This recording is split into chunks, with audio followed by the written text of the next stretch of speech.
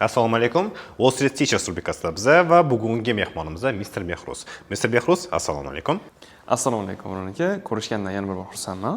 Xo'p, Behruz, hammamiz o'quvchi bo'lganmiz. O'quvchi bo'lib o'rganish har doim oson. Lekin o'quvchilikdan o'qituvchilikka o'tish fazasi biroz qiyinchilikni tug'diradi. Shu narsa sizda qanaqa bo'lgan? Birinchi o'rinda o'zingizdan bilsangiz kerak, o'sha o'quvchi bo'lib yurgan paytimda men odamlar bilan chiqishim juda qiyin bo'lgan. Ya'ni o'sha odamlar bilan gaplasha olmaganman umuman.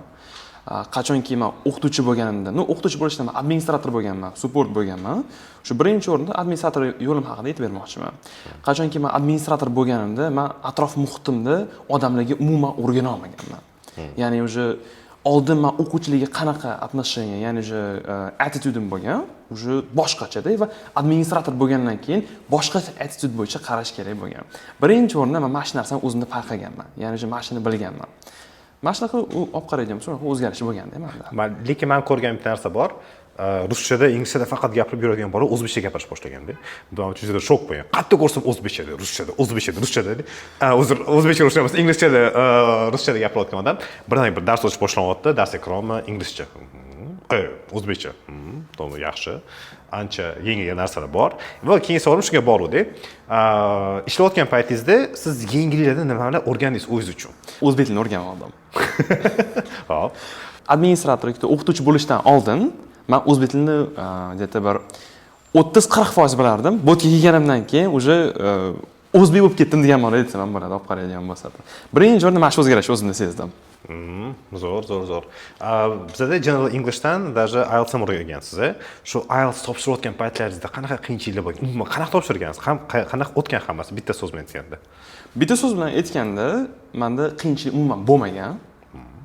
Nimaga? Chunki o'sha oldin men hammasini o'qib bo'lganman, undan keyin o'sha men o'zi o'qituvchi bo'lganimdan keyin menda praktika, ya'ni o'sha practice menda ko'p bo'lgan rosa. Mana shu praktika qilib o'rgangandan keyin o'zimga yetarli bo'lgan, kerakli bo'lgan natijalarni o'zimga olganman. Men bitta gap bilan olib qaraydigan bo'lsa, menda qiyinchilik bo'lmagan. Bitta gapni aytganingizda praktika qilsa qiyinchilik bo'lmaydi. To'g'rimi? To'g'ri. Zo'r. Praktikalar qildingiz, qiyinchiliklarsiz даже chet el universitetlariga ham topshirdingiz. Bilaman, juda ko'p grantlarga yutganingizdan ham eshitganman. Ham dars berish, ham bitta paytda o'zi chet el universitetlariga qiziqib ularga topshirish qiyinchilik yaratmagan?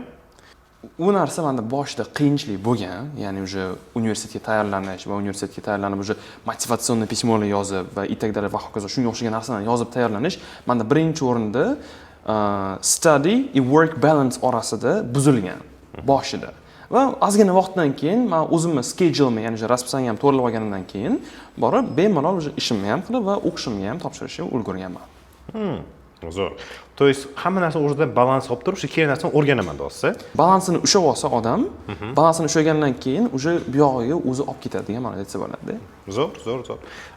Keyingi savolim, har xil pozitsiyada ishlagansiz, administrator ham bo'lgansiz, akademik support ham bo'lgansiz, o'qituvchi hamsiz. Qaysi bir stadiyada ko'proq narsa o'rgangansiz?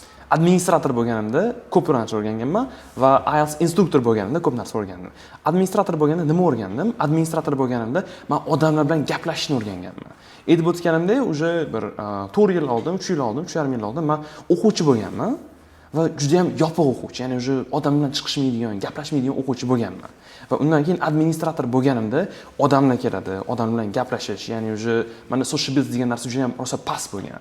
Va kelgandan keyin o'sha gaplashish kerak bo'lgan. Ular bilan gaplashib, olib qolish kerak bo'lgan. Mana shu situatsiya meni qiynab qo'ygan. Undan keyin ikkinchi narsa o'rgangan narsam bu IELTS instruktor bo'lganimda, bu yerda men akademичность degan narsani o'rgandim. Akademичность degan narsada o'sha ko'pchilik o'ziga tam upper intelligence B2 darajani o'zi tushunishi mumkin, yoki C1 darajani tushunishi mumkin. No, akademичность deganda nafaqat bu darajalar. Akademичность deganda men o'zim uchun odamlar bilan to'g'ri muomalada chiqishni o'rganganman. Ya'ni o'sha nafaqat ingliz tilida, o'zbek tilida va rus tilida ham o'zining muomalasi bor. No, samaganda men bu narsalar orasida aytib o'tganimdek o'sha formalityni o'rganib olganman. Rasman, men anchadan bir dars berib kelganman, ancha yillardan beri. Qayerga borsam o'qituvchimisiz degan savol berishadi-da. Nimaga deb har doim qiziqardim. Shu savoldan kelib chiqib sizga bir o'zgartiradigan savol bermoqchiman. O'qituvchi bo'lganingiz shaxsiy hayotingizga va kasbiy faoliyatingizga qanaqa o'zgartirishlar kiritib berdi va uni qanaqa ishlatyapsiz? Qiziq savol. Men o'zimni experienceimga asoslangan holda gapirishim mumkin. То, что o'qituvchi bo'lganimdan keyin meni hayotimga zo'r foyda bo'lgan narsasi bu analiz qilishni, ya'ni qanaqadir любой ma'lumotni analiz qilishni menga oson bo'ldi. Ya'ni shu o'qituvchi bo'lgandan keyin odam har xil situatsiya bo'lishi mumkin. Spontaniy любой situatsiya bo'lib qolishi mumkin-da, mana shu situatsiyadan chiqib ketish kerak bo'ladi.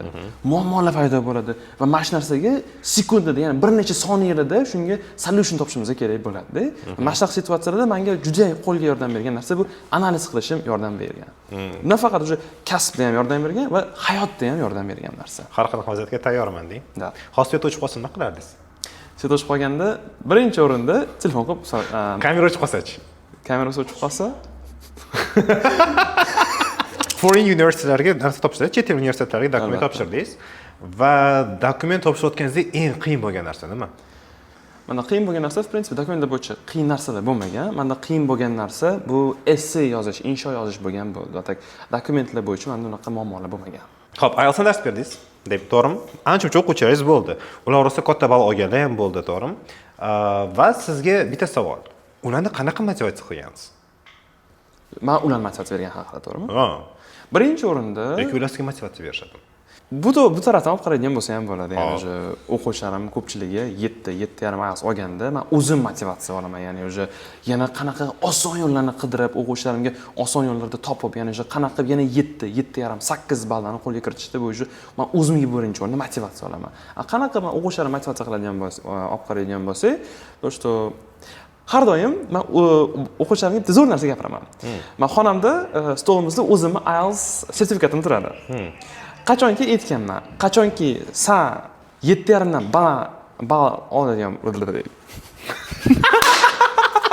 qachonki o'quvchilarim 7.5 dan baland oladigan bo'lsa, o'sha rasmini men stolim ustiga qo'yib qo'yaman degan so'z bergan o'quvchilarimga. 7.5 o'quvchilaringiz ko'p, bunday qo'ymagansiz. Qo'yganman. Xonamda ikkita rasm turibdi o'sha. Ha, bor bugun rasm olib kelaman.